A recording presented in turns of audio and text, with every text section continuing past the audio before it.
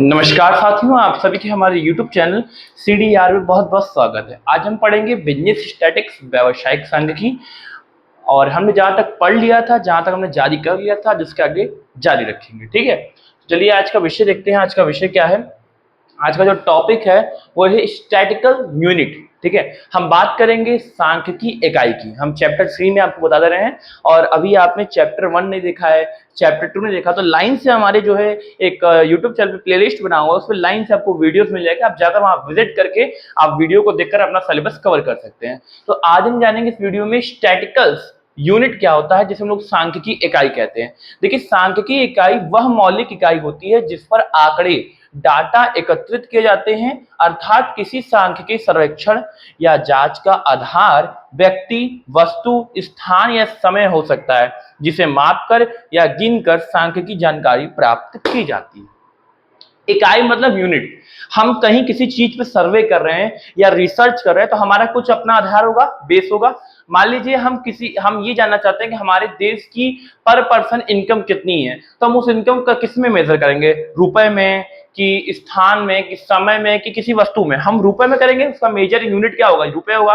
तो हम जिस भी यूनिट में उसका यूज करते हैं, उसका आधार मानते हैं, वही हमारी सांख्यिकी इकाई होती है। फॉर एग्जाम्पल, हमको पता करना है कि हमारे क्लास में कितने बच्चे तेज हैं, तो हम पता करने के लिए व्यक्ति को मानेंगे आधार, तो व्यक्ति मानकर रिसर्च करेंगे, सर्वे करेंगे, तो हमारा आधार व्यक्ति हुआ, और यही हमारा स्टैटिकल यूनिट होता है। ठीक है ना? I hope you understand and clear it. अब बात करेंगे characteristics of an ideal statistical unit. हम बात करेंगे सांख्यिकी इकाई की विशेषताओं की। तो पहला क्या होता है, ये जो देखिए आपका सांख्यिकी इकाई होगा, यूनिट होगा, जो आपने मेजर माना होगा, अपना बेस माना होगा, वो क्लैरिटी देगा।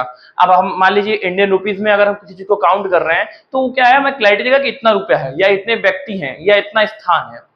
यूनिवर्सलिटी, इसका मान्य हर जगह होगा, यूनिवर्सली इसको माना जाएगा।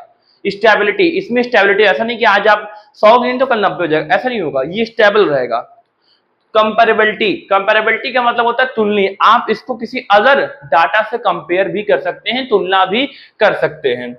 सुटेबिलिटी, सुटेबिलिटी मतलब कि उसको आप सुटेबल तरीके से यूज कर सकते हैं, कभी भी अपना प्रयोग, अपना भविष्य में भी उसको आंकड़े के तौर पे यूज कर सकते हैं।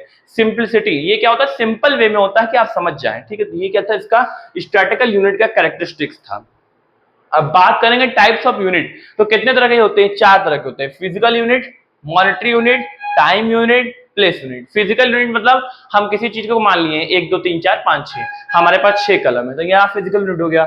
मॉनेटरी यूनिट, जब हम किसी चीज को पैसे, मनी में मेजर करते हैं, तो रुपए में, जैसे उसकी जहां जिस देश में मेजर कर रहे हो, उस देश की जो भी मनी हो, रुपया हो, चाहे डॉलर हो, चाहे जो भी आपका, उस रुपए में जब मेजर करते हैं उसको मॉनेटरी यूनिट कहते हैं। टाइम यूनिट, जब हम किसी सर्वे या रिसर्च में हम उसका बेस जो होता है, उसका आधार जो होता है, हम टाइम को मानते हैं, तो उसको टाइम यूनिट कहते हैं। प्लेस यूनिट, जब हम किसी रिसर्च या सर्वे में किसी प्लेस को हम जब मेजर करके आधार मान के उसको सर्वे करते हैं, तो उसको प्लेस यूनिट कहते हैं। ठीक है, ये चारों आपके पेपर में आ सकता है कि सांख्यिकी यूनिट जो उसकी इकाई होती है कितनी प्रकार होती है? 4 प्रकार होती है, आपको एक्सप्लेन करना होगा। तो यही था 3। आज हमने इस वीडियो में जाना था कि स्टैटिकल यूनिट क्या होता है, इसकी विशेषताएं क्या होती हैं, प्रकार कितने होते हैं, तो जो कि आपको मैंने बता दिया। और अभी तक आपने हमारे बीकॉम फर्स्ट सेमेस्टर के बिजनेस ऑर्गेनाइजेशन का वीडियो भी देखा, तो वो हमारे प्लेलिस्ट में अवेलेबल है, आप जाकर वहां से देख सकते हैं, वीडियोस को फुलफिल कर सकते हैं। 3 चैप्टर का वीडियो अवेलेबल है। और सांख्यिकी की भी बात करें, बिजनेस स्टैटिक्स की, तो ये भी 3 चैप्टर आज कंप्लीट हो गया, और हम फिर अगले वीडियो में मिलेंगे 4थे चैप्टर के साथ। तब तक के लिए ब्रेक लीजिए और जुड़े रहिए हमारे साथ। धन्यवाद।